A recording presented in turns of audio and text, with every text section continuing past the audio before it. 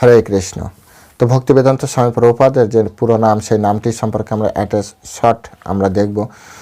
ওনার original নাম হচ্ছে অভয়চরণ। দীক্ষার পরে ওনার নাম হচ্ছে অভয়চরণ অরবিন্দ। পরবর্তীতে যখন উনি সন্ন্যাস দীক্ষা নেন তখন আর অভয়চরণ অরবিন্দ ভক্তিবেদান্ত স্বামী। ভক্তিবেদান্ত এই কারণে, ভক্তিবেদান্ত গৌড়ীয় মঠ থেকে ওনাকে এই টাইটেল দেওয়া হয়, তো ভক্তিবেদান্ত স্বামী।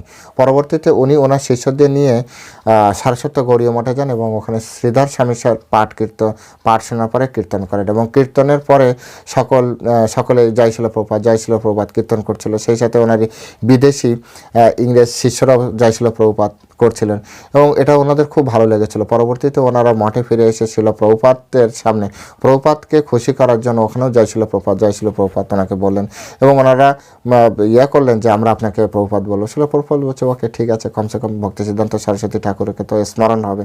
এভাবেই শিল প্রভুপাদ আসে। হরে কৃষ্ণ। জয়